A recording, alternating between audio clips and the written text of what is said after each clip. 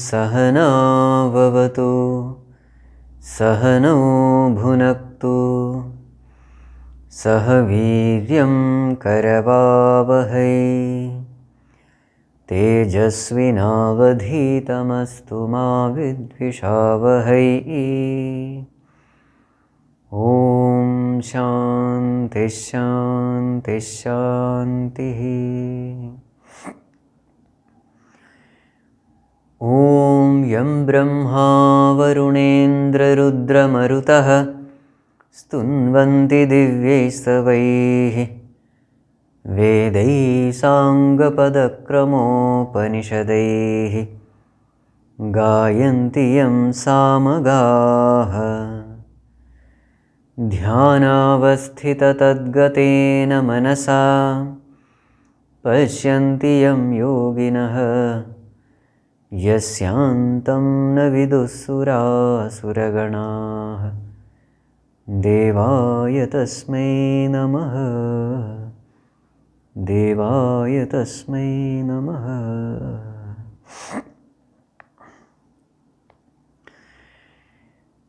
आत्मा रामानन्दरमण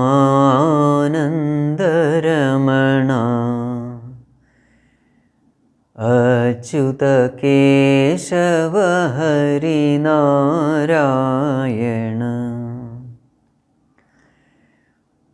आत्मा रामानन्दरमण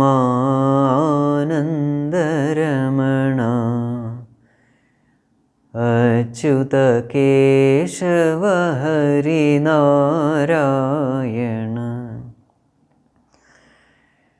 भवभयहरणा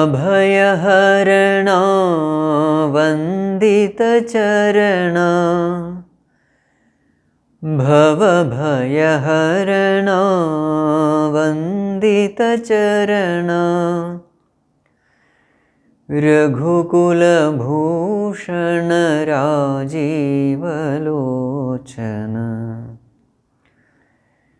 रघुकुलभूषण राजीवलोचन।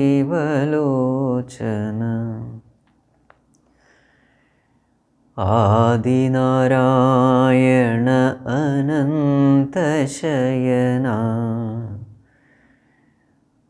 आदिनारायण अनन्तशयना सच्चिदानन्दा सत्यनारायण सच्चिदानन्दा सत्यनारायण।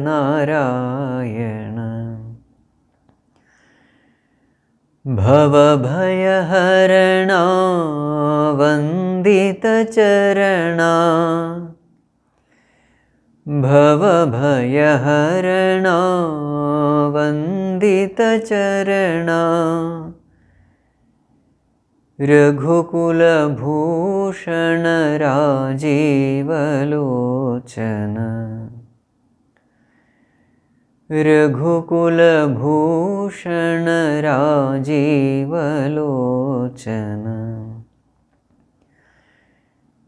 आत्मा रामानन्दरमण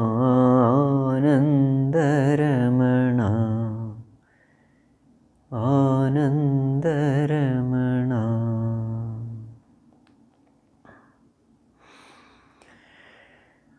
Hari Om, prostrations to one and all.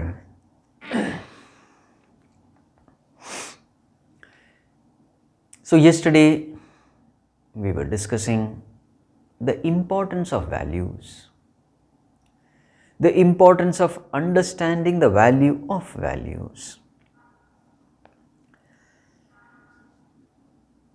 So to summarize the whole discussion in brief, when we compare these two people, a value-based person and a valueless person, how can we compare? So Bhagavan says, Yah shastra vidhim utsrajya vartate kamakaratah na sa siddhim avapnoti na sukham na param gatim. Na sukham in this world also, A person who lives a licentious life, a valueless life, he is never happy in this world. Na siddhim, the question of getting liberated doesn't even arise. As far as moksha is concerned, forget about it. Even in this world itself, he is not happy. Na param gatim, hereafter, after death also, his misery continues.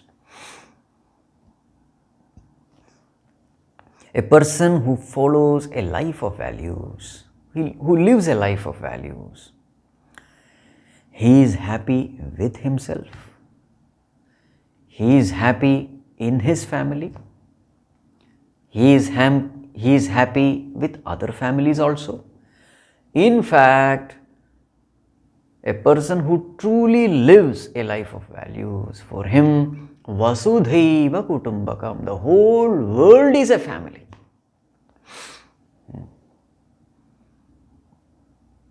What about the other person, a valueless person? Forget about considering the whole world as family. In his own family, he is miserable. Even when he runs away from his own family, when he lives a lonely life, is he happy? No. Even when he is alone, he is not happy. Why? See, you can run away from joint family. You can run away from nuclear family. And even when you are alone, you are with your mind. What kind of mind? The mind of a valueless person will be a mind trained in selfishness, self-centeredness, narrow-mindedness. Now, such a mind is giving company to you when you are alone. So, will you be happy in the company of such a vicious, narrow mind? So, a valueless person is miserable even when he is alone. You may escape from joint family, nuclear family, but you can't escape from your mind. So, your misery continues. Helplessly you suffer in the company of your mind. Compare the value-based person with a valueless person. A value-based person is happy even when alone because the mind is trained in values. Such a disciplined, pure mind is a wonderful friend. It is always peaceful and cheerful. So, a value-based person is happy even when he is alone, or even when he is with his family, or even when he is with the whole world. See the difference. Not only that he is happy with himself and others, he gives happiness to everyone. He is loved by everyone. He is loved by his family. He is loved by other families. He is loved by everyone wherever he goes. This is the experience of a value-based person. What about valueless person? He is disliked in his own family. See that? He is miserable. He gives misery to everybody. A value-based person, he is happy. He gives happiness to everybody. A value-based person is welcome everywhere because he gives peace and happiness. A valueless person, he is not welcome anywhere. He is disliked by his own family.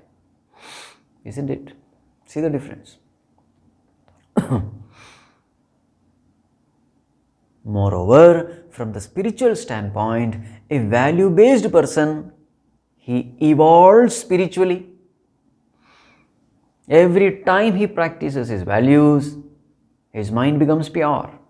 And with a purified mind, he gains the self-knowledge. And with self-knowledge, he gains liberation.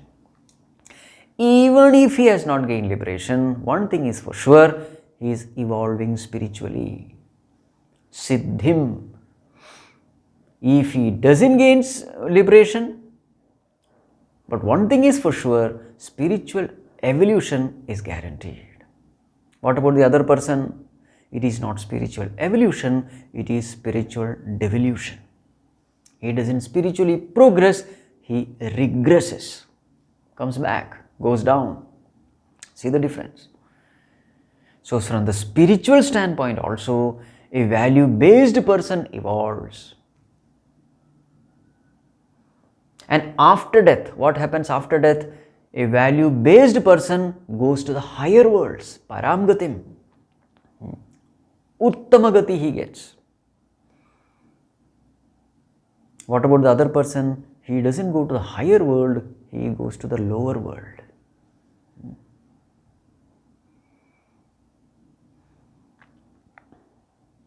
And what happens there? There also he continues to suffer. The suffering continues. So from all standpoints, we can say it is only when we practice values we are benefited. There is no choice. So when we thus understand the value of values, we are inspired to practice these values in our life. Now, one may ask, Swamiji, you said you are going to discuss all these values. What is there to discuss? Rather than discussion, what should be given importance is implementation, practicing it. Because these values everybody knows. What is good, what is bad, we all know it. What is right, what is wrong, what is dharma, what is adharma, what I should do, what I should not do. These things we all know. What is there to discuss? What is lacking in this world is not discussion. What is lacking in this world is practice. What is needed in this world is not discussion. What is needed is putting into practice. So this discussion is not needed. A person may have such a doubt.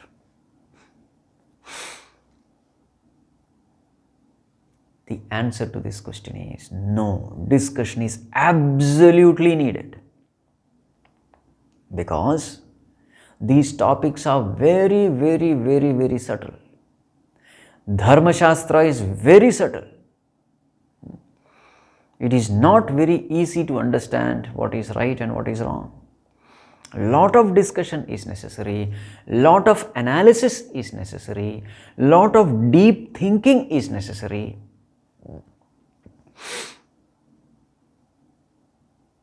It is not very easy to come to conclusion what is right and what is wrong. Gahana karmano gati. Let me give some examples. Matru devo bhava, scripture says. Consider your mother as God, meaning obey your mother, a simple instruction. Now we may think, what is there to discuss so much? It is so simple, obey your mother. Now see, what did Bharata do when his mother Kaikeyi asked him to become the king? Kaikeyi said, "Oh my dear son, I have cleared your path. Now nobody is going to oppose you. You can easily become the king. And this is my request to you, go and become the king of Ayodhya." But what did Bharata do? Bharata not only refused to obey her, it is said, Bharata said, "From today onwards, I am not even going to call you my mother." He scolded her. See that? Today, we revere and worship Bharata for not obeying his mother.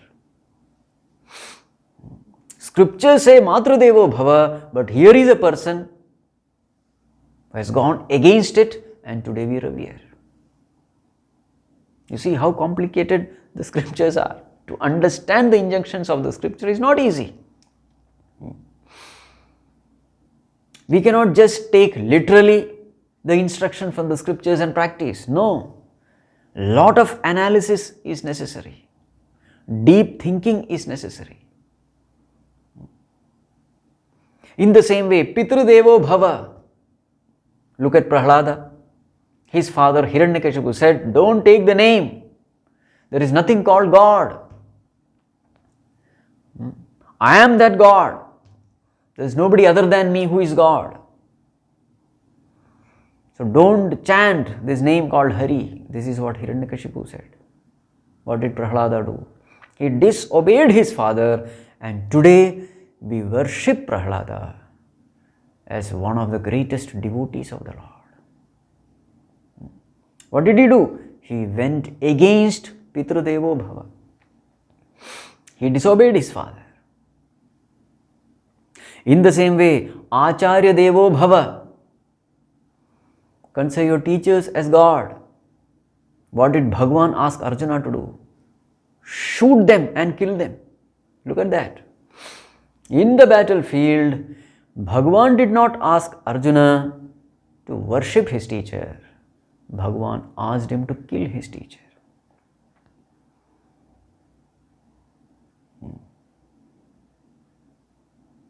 On one side, scriptures are telling one thing, but very many times in real life situation, you will find just the opposite being done. That is why discussion is necessary. Look at the interesting thing.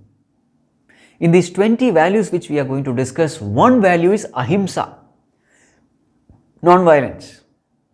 But Bhagavan is preaching non-violence where? In the battlefield. And what is Bhagavan asking Arjuna to do? Kill, do Himsa. Look at that. Bhagavan is asking Arjuna to fight, but at the same time Bhagavan is saying Ahimsa is one of the greatest virtues. Ahimsa is glorified. You see this? There is appeared to be an outright contradiction. And that is why these discussions are very, very important. Otherwise, we will never know how values have to be practiced.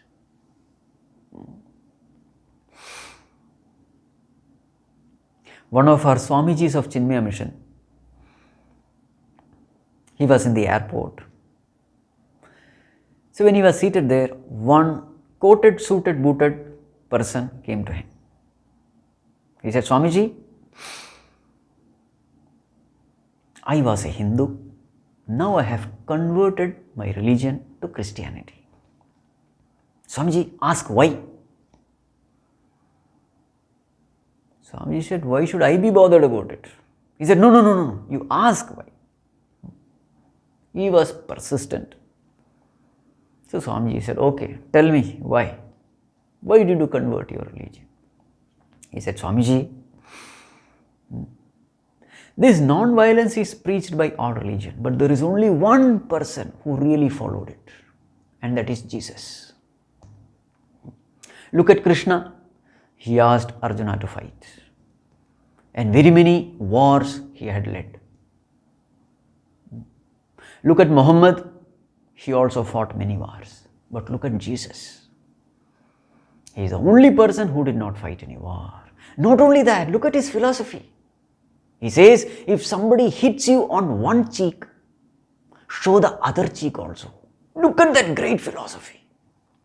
And moreover, when he was crucified, what a wonderful prayer. Oh Lord, forgive them. They do not know what they are doing. Instead of taking revenge, instead of fighting back, he just accepted the insults and injuries and finally died on the cross. What a great personality. I think he is the only true God in this world, and therefore I have changed my religion. What do you have to say, Swamiji? He asked. No, Swamiji could not keep quiet, because it's a matter of principles. As far as the decision of changing one's religion is concerned, fine, it is his choice. But when It became a matter of principles. Swamiji could not keep quiet. Then Swamiji said, shall I ask you one question? He said, yes, Swamiji, please ask. Who all are there in your family? He said, I, my wife, my mother, my daughter, my son, we are all there together. Swamiji said, suppose an uncultured person comes to your house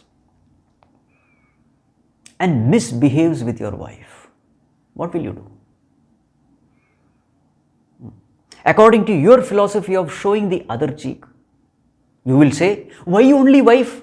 Take my daughter also, take my mother also. This is what you will say. Because that's what it means. Showing the other cheek means what?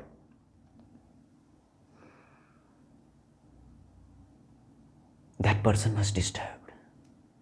He had never thought in this angle. Then Swamiji asked, suppose you are made the Prime Minister of this country. So there the terrorists are fighting the war, doing all kinds of nonsense, asking for Kashmir. If suppose you are made the Prime Minister of this country, what will you tell them? Will you say, why only Kashmir? Take Srinagar also, take Delhi also, take Punjab also, take Chandigarh also. This is what you will say. Because that's the philosophy. If somebody hits on one cheek, show the other cheek also. Isn't it? This is what you will do. Suppose you are made the judge in a court and a rank criminal comes. What will you do? What will be your decision?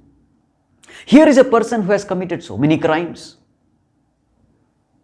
Will you say, oh God, forgive him. He doesn't know what is he doing. This is what you will say. It is the people like you who ruin the family, who ruin the nation, because you have not understood values properly. And that person, he understood that he has messed up with the wrong person in the airport. He was tight-lipped. He was soaked in sweat because he had never thought in this angle. He thought non-violence means, now these people are called Lakir ke Fakir. In Hindi there is a saying, Lakir ke Fakir. What do you mean Lakir ke Fakir? Whatever is written in the scripture as it is, without giving any thought, without thinking, following it literally. They take the literal meaning, they don't take the implied meaning. They follow the letter, they don't follow the spirit. They don't understand the spirit. They don't try to think about the spirit in which that letter was written. The greatest tragedy of this world is we follow the letter but not the spirit.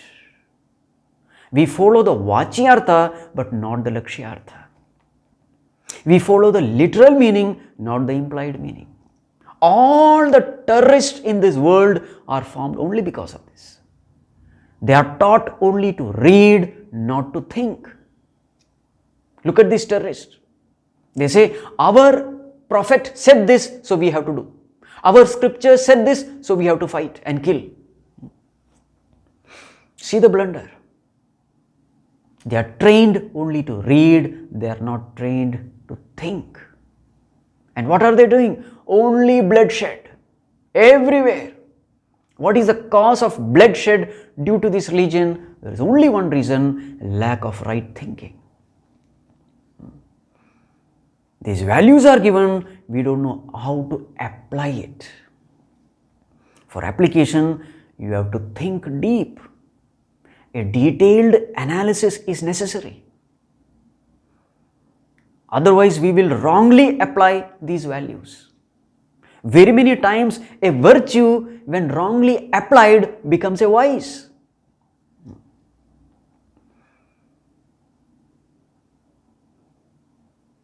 So this has to be clearly understood. We are indeed fortunate. We are indeed blessed that we are born in a culture where we have Shastras and Puranas like Ramayana, Bhagavatam, Mahabharatam. They are full of stories, filled with values. And these stories tell us how to apply a value in a real, real life situation. Our saints and sages, they knew how difficult it is to understand these values and to practice. So therefore they gave real life situations for us, so that practicing these values become easy.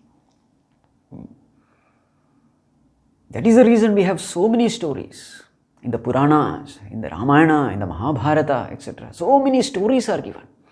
The theories have to be understood in practical situations. So such practical situations are given through various stories. We are indeed thankful to all these sages and saints of the past. And we are indeed blessed to be born in such a culture, where we have rich treasure of scriptures to make things clear for us. So now, with this introduction, now let us enter into the main topic. So we have 20 values mentioned in the 13th chapter. We had chanted these verses yesterday. Now let us take the first virtue. What is the first one? AMÄNITVAM. The first virtue is AMÄNITVAM. Mana means ego. AMÄNITVAM means egolessness. This is the first virtue. Bhagavan chooses egolessness or humility as the first virtue, because this is one of the greatest virtues to be practiced. Interestingly, you will find this one virtue glorified by all scriptures, by all Mahatmas, by all religions, by all yogas, by all sadhanas. This is one virtue which is glorified. And that is why Bhagavan has taken it the first in the list of virtues. AMÄNITVAM. There's a beautiful quote of Puja Gurudev. Gurudev says, "Renounce your ego is the only request of God." Renounce your ego is the only request of God. And I will make you God is the promise. Renounce your ego is the request. I will make you God is the promise. The one thing which God cannot stand is ego. And the one thing which God loves the most is egolessness. And it is one virtue which is glorified, which is given very high importance in all sadhanas. In Bhakti Yoga, what do? We surrender this ego. We dissolve this ego in loving devotion for God. Through devotion, we surrender this ego, we dissolve this ego. That is what Bhakti Yoga is all about. What about Jnana Yoga? Through enquiry, we understand that this ego is an illusory entity. This is what the Jnana Yogis do. They understand that this ego is an illusion, and thus they are asked to drop. That is Jnana Yoga. What about Karma Yoga? In Karma Yoga, you perform all actions and the credit is given to God, not to the ego. You perform all actions not to please the ego, but please God. In this way, you try to drop the ego. You try to make the ego weak. So you will find that in all these paths, the target is the ego. Destruction of ego is given the highest importance. Ramana Maharshi says, Ahamapetakam nijavibhanakam mahad idam tapah Ramana Vagyam. The greatest tapas is this destruction of ego. This is what Ramana Bhagavan says. It's considered to be the greatest tapas. Only when we attend satsang, we come to know that our real enemy is not somebody outside, our real enemy is our own ego. Only when we come to satsang, we come to know. When we come to satsang, we come to know, oh my God, life after life, throughout our life, I have been pampering my own ego, nourishing and fattening my own ego, which is my own greatest enemy. Only in satsang we come to know. Now the question is, how to practice egolessness? How to puncture this ego? Well, practice of egolessness is actually speaking very easy, because the whole world is designed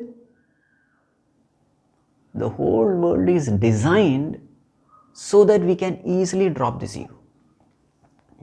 Bhagavan has been very compassionate in this matter.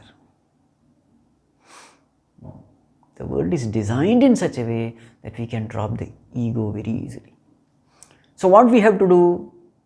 Start paying attention to the realities of life. Start paying attention.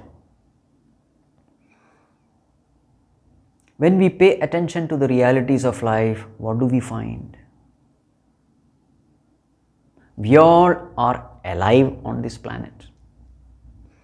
How many factors are necessary to keep ourselves alive on this planet? Start counting. So first, let us take the external factors. How many factors can you think of? I need food, I need water, I need air, I need shelter, isn't it? What else? As we go on thinking, we find the factors keep on increasing. The right atmospheric pressure, the right atmospheric temperature, and various gases in the atmosphere, and the various atmospheric layers. So many factors are there. Right humidity, right gravity, right distance from the sun, Earth's distance from the sun, the right speed of rotation around the sun, the right speed of rotation around itself, the right angle of tilt, various kinds of minerals on the earth, the various kinds of lights emanating from the sun, the right position of earth in the solar system, the right position of earth in the galaxy. How many factors can you count? We can say there are infinite factors.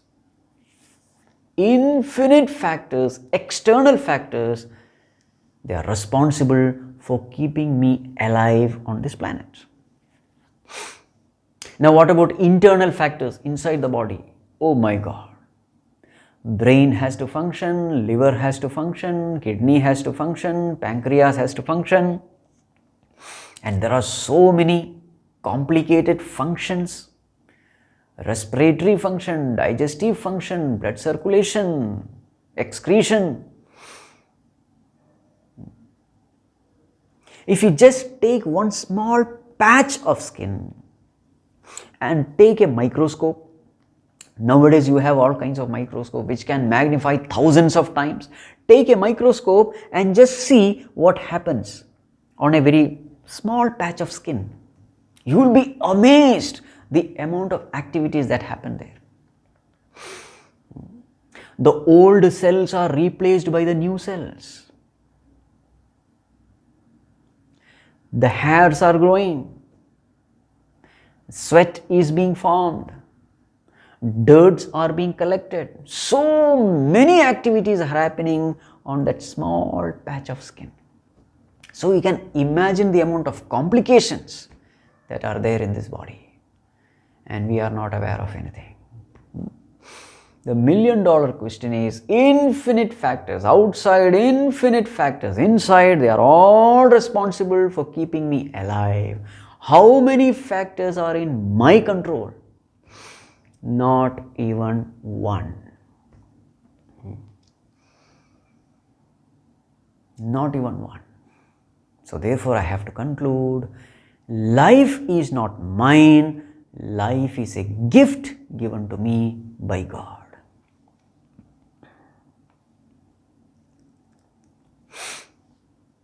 In the same way, talents and abilities. The greatest thinker doesn't know how he is able to think. The fastest runner doesn't know how he is able to run. The greatest singer doesn't know how he or she is able to manage the vocal cord. Isn't it? How we are able to see, how we are able to hear, how we are able to taste, how the hands and legs are functioning, how the mind is able to concentrate, how am I able to think, what are thoughts, I have no idea at all.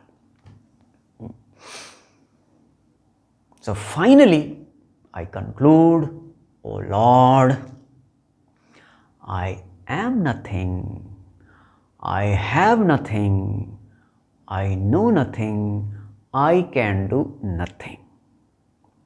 These 4 statements, we have discussed this very many times, but again and again I will discuss. Because this has to be remembered throughout our life. They are called as permanent realities of life. PR, permanent reality.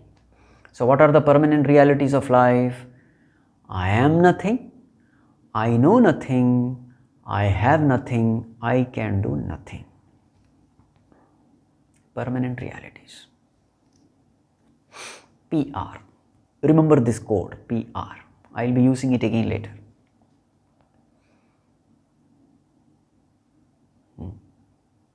But then you say, oh God, I am nothing, but by your grace I am something.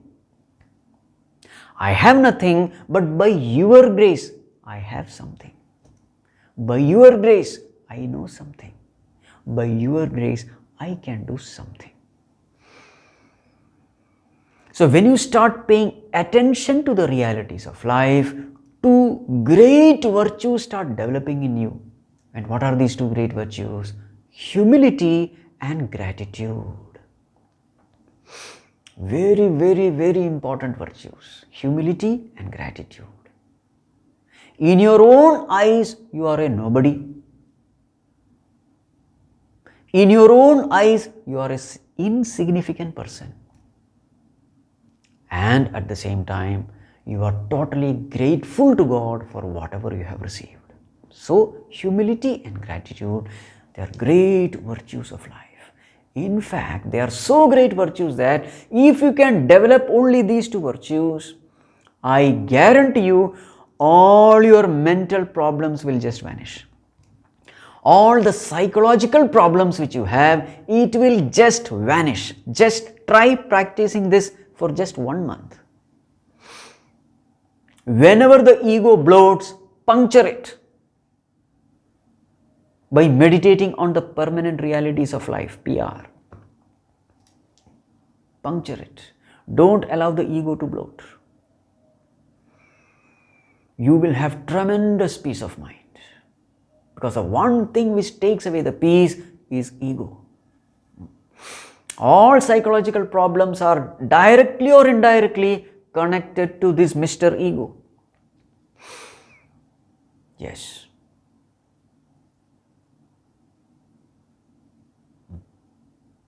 But instead of puncturing this ego, what do we try to do?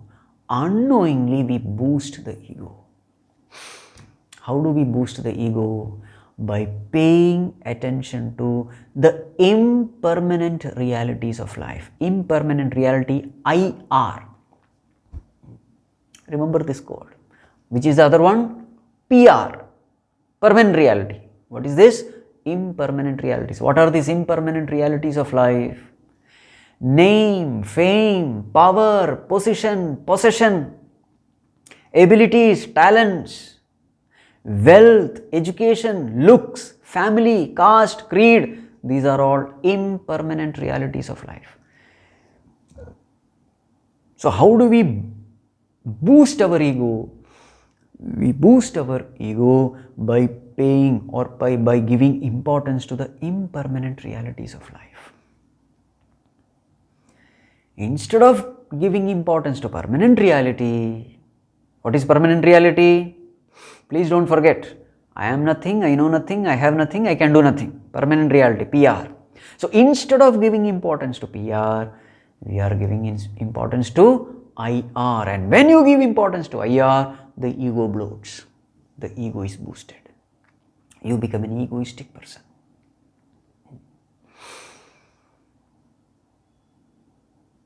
You see, this AMÄNITVAM term has come from mana. This mana is a very interesting term. You know what mana is? Miyate anena iti manaha. That with which you measure. Miyate, to measure. That with which you measure. So you measure yourself, you measure others. How do you measure? You measure by paying attention to impermanent reality. For example, wealth, you measure yourself, you measure others. And when you find that you have much more than others, then the ego takes the form of superiority complex. And when you find that you have very little compared to others, then the ego takes the form of inferiority complex. So the superiority complex and inferiority complex, they are the two sides of the same coin, ego. Mana becomes abhimana, superiority complex, when you have much more than others. Mana becomes apamana when you have much less than others. See. Now you may ask, what is the problem with ego? A person with ego has a defective personality. And what are the defects in his personality? There are two defects. An egoistic person will have two defects in his personality. What are they? Number one, he will have a self-centered personality. And number two, he will have an insistent personality. Two defects in personality. Self-centered personality and insistent personality. What do you mean self-centered personality? An egoistic person is full of himself. He cannot think anyone or anything other than himself. That's called as self-centered. You know this gravity? Anything you throw in the air, it is pulled by this gravity towards the center of the earth. Anything you throw, it goes towards the center. In the same way, anything you discuss with this person, it boils down to I.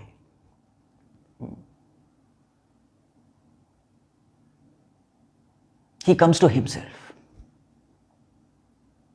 So suddenly the discussion turns into self-description, self-narration and self-glorification. You can't discuss anything with that person. And this person cannot think anything other than him. It's like a gravity. He can't leave this I. The I consumes everything. And therefore, this person cannot think of the welfare of the family, and therefore the family members dislike him. Because if you have to think about the welfare of the family, you have to go beyond I. Only then you can think of the family. Family is bigger than I. This person cannot leave this I, cannot think bigger than I, higher than I. So therefore this person cannot think for the welfare of the family members dislike him. He cannot think of the welfare of the team, so team members dislike him. He cannot think of the welfare of the organization, so therefore his colleagues, his employers and employees dislike him. He cannot think of the welfare of the nation, therefore his own countrymen dislike him. You see this? Everybody dislikes him because of this self-centered personality. Nobody likes him, and therefore throughout his life he will experience loneliness. This is one defect. The second defect, as I told you, he has an insistent personality. He will be insisting on everything. He insists that others should respect him. He insists that others should love him. He insists that others should obey him. He insists that he should be the best performer. He insists that he only should win. He insists that he alone is right. His philosophy is either my way or hit the highway. Bas. Either my way or hit the highway. He insists for everything. A strong insistence, strong likes and dislikes. He wants what he likes. And the tragedy of this world is, the world doesn't run according to your likes and dislikes, according to your insistence. Therefore, this person is always miserable, tensed, worried, anxious, dejected, depressed. He will never have peace of mind.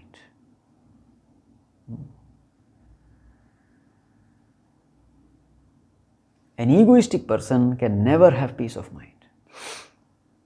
Either he is too excited because he got what he wanted, or he is too dejected, either high or low.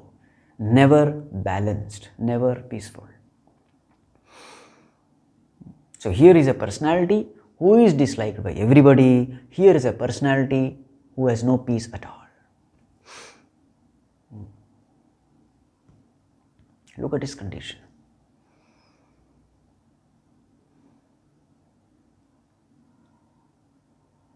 That is why we say, to the extent we must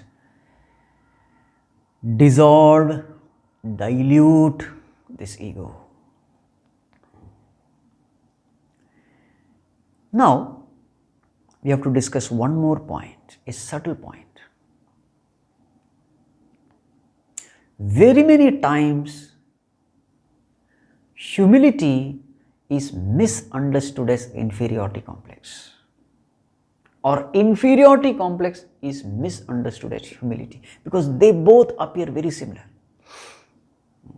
Humility is a virtue, inferiority complex is a vice, is a negative trait, but they appear very similar.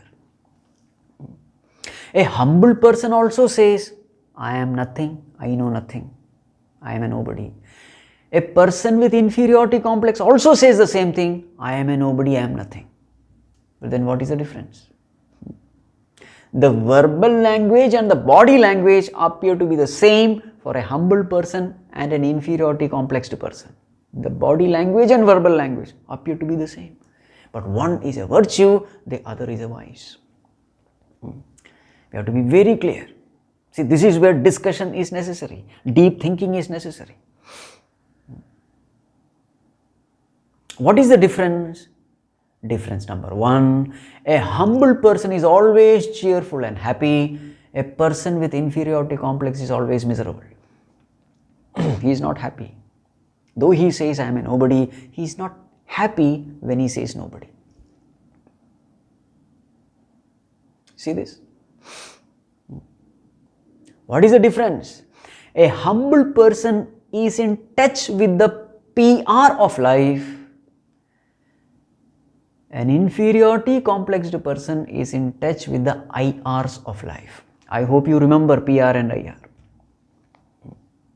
A humble person is in touch with the permanent realities of life. Therefore, he is in touch with the realities of life, and this is what makes him say, I am a nobody. So when a humble person says, I am a nobody, he also knows that everybody is a nobody in this world. Nobody is a somebody. Everybody is a nobody. Because everything belongs to God. Nothing belongs to us. Therefore, he is peaceful, he is happy. What about an inferiority complexed person? According to him, I am a nobody.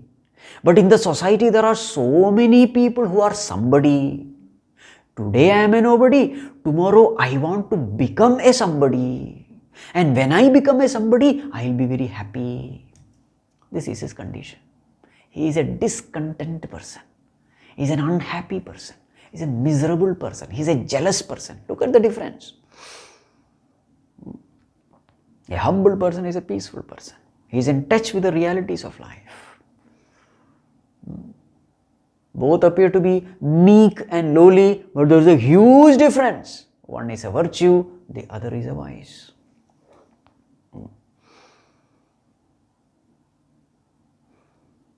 It is this inferiority complexed person who tomorrow becomes a superiority complexed person.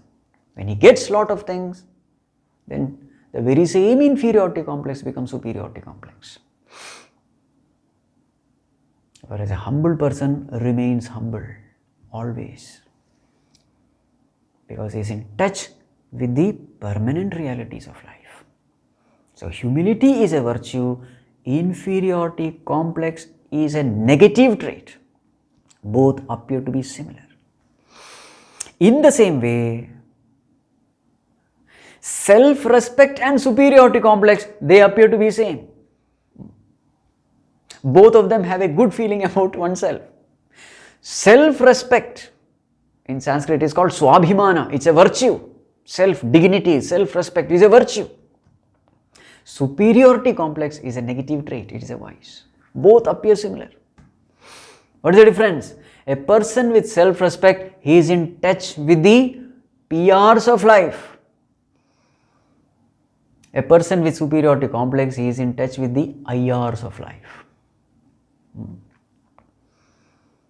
How does this person has self-respect?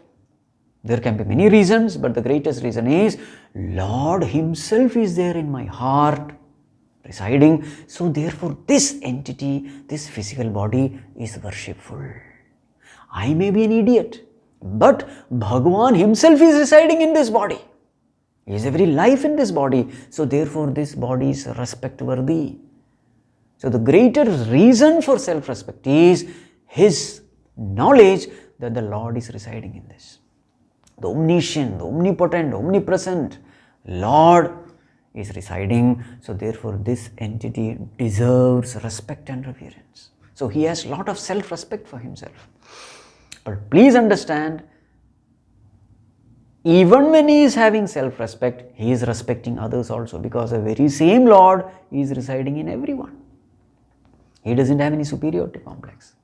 So because he is in touch with the reality, this respect is a virtue. What about superiority complex person? His attention is upon the impermanent realities. I have lot of money, therefore I feel superior. I feel good about myself. So there is a comparison with others. It is a negative trait. A person with self-respect, he will only do noble deeds. He will never compromise with the higher values of life, because he doesn't want to fall down in his own eyes. When I do something lowly, something ignoble, I fall down in my own eyes. I lose my self-respect. I don't want to lose it because it's a misery. So therefore, the self-respect in me always prompts me to do noble actions, noble deeds. What about superiority complex? It will only make me do vicious, selfish actions. I don't want others to be better than me, greater than me. So therefore, jealousy will always be there. See that? Self-respect makes me do good actions. Superiority complex makes me do bad actions. both of them appear similar. We have to be very, very careful whether the good feeling, the nice feeling which I have, is it because of self-respect or is it because of superiority complex? You have to be very careful.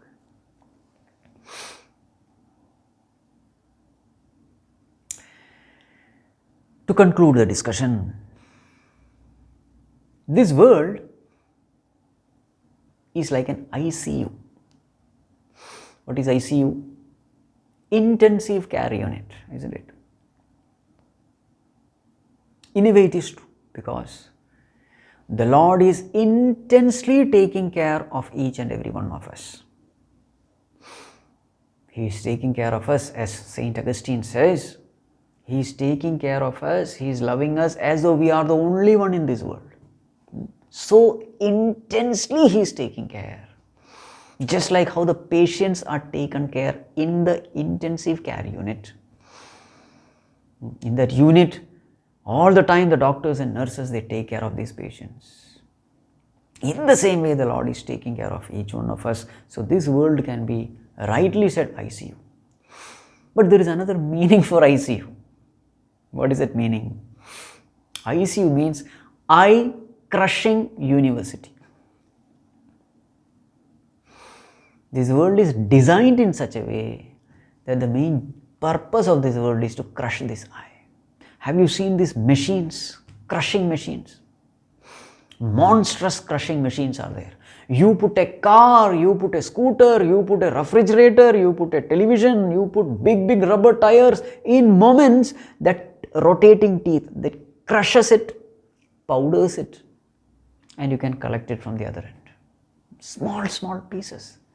They are big, big crushing machines. Amazing. Anything you put, it will crush it. In the same way, this university, this world is eye-crushing university. There is not even a single person who can escape from this world without getting his eye, his ego crushed. And this crushing of ego is a very, very painful thing. So what is the most intelligent way of living life? The intelligent way of living life would be to live a life of egolessness. So when I am egoless, I am happy, I am at peace, and I am able to give peace to others also. But when I live an egoistic life, I am miserable and I freely distribute misery to others. So what will be the most intelligent way of living? The intelligent way of living will be to live an egoless life. And it is very easy. What are we supposed to do? Pay attention to what? The PRs of life and not IRs of life. Pay attention to PR, not IR. In this way, if we can live, we can cultivate this virtue, and this virtue is very, very essential for all spiritual seekers. So this is about AMÄNITVAM. Tomorrow we will see Adambhitvam and other virtues. Om Sarve Bhavantu Sukhinah, Sarve Santu Niramayah, Sarve Bhadrani Pashyantu, Ma Kaschid Dukkha Bhag Bhavet, Asato Ma Sadgamaya, Tamaso Ma Jyotirgamaya, Mrityorma Amritam Gamaya. Om Shanti Shanti Shanti. Harihi Om Shri Gurubhyo Namaha. Harihi Om.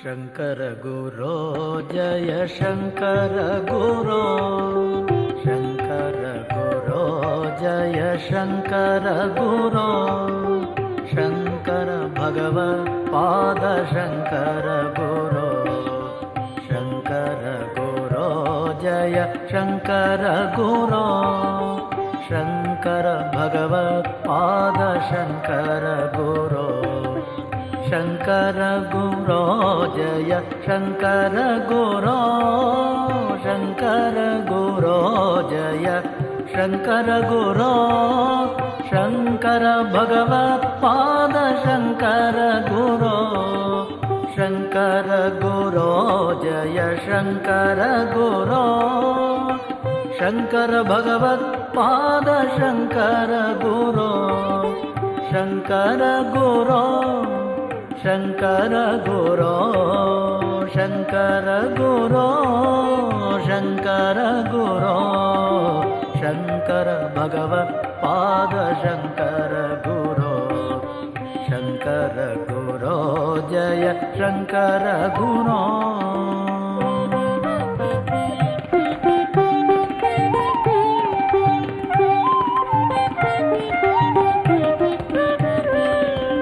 ಅಪಾರ ಮಹಿಮಾ ಗುರುನಾಥ,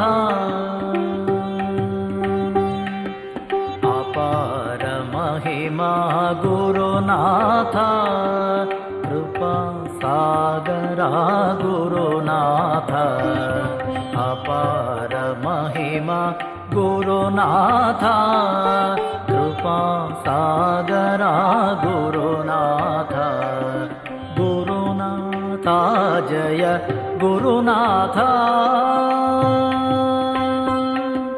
ಗುರುನಾಥ ಜಯ ಗುರುನಾಥ, ಸದ್ಗುರುನಾಥ ಗುರುನಾಥ, ಗುರುನಾಥ ಜಯ ಗುರುನಾಥ, ಸದ್ಗುರುನಾಥ ಗುರುನಾಥ, ಗುರುನಾಥ, ಗುರುನಾಥ, ಗುರುನಾಥ, ಗುರುನಾಥ, ಸದ್ಗುರುನಾಥ ಗುರುನಾಥ, ಶಂಕರ ಗುರೋ ಜಯ ಶಂಕರ ಗುರೋ.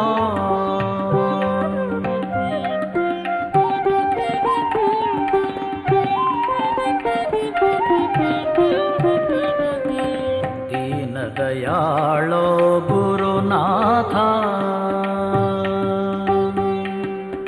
ದೀನ ದಯಾಳೋ ಗುರುನಾಥ, ಪರಿಪೂರ್ಣ ಕೃಪಾಳೋ ಗುರುನಾಥ, ದೀನ ದಯಾಳೋ ಗುರುನಾಥ, ಪರಿಪೂರ್ಣ ಕೃಪಾಳೋ ಗುರುನಾಥ, ಗುರುನಾಥ ಜಯ ಗುರುನಾಥ,